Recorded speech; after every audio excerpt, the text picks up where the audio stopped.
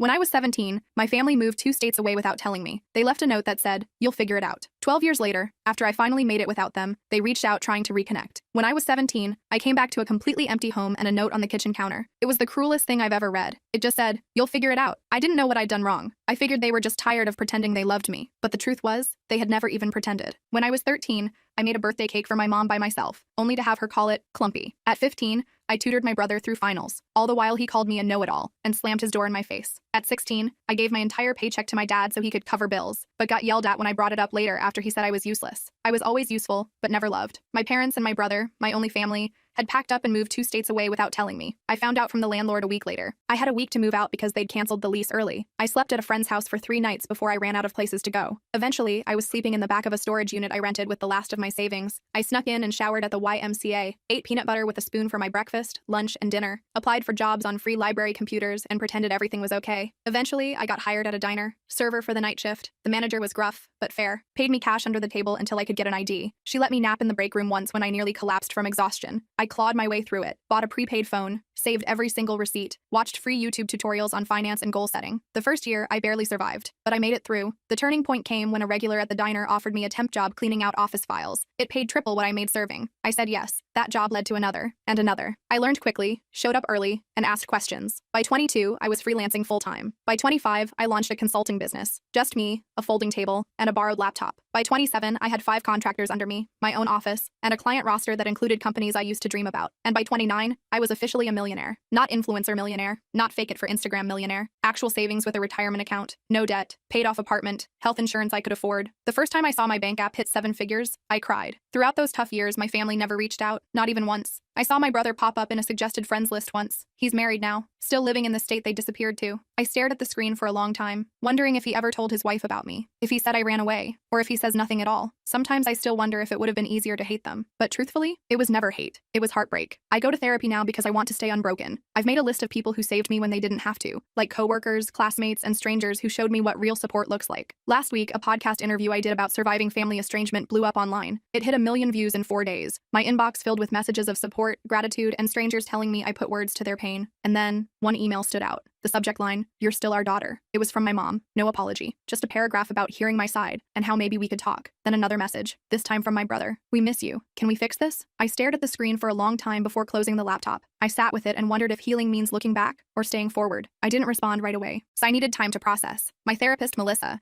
suggested I take at least a week before making any decisions. "Give yourself space to feel whatever comes up," she said during our session. "There's no rush to respond." So I did. I focused on work, went to the gym, had dinner with friends. Normal stuff. But those emails haunted me. I kept opening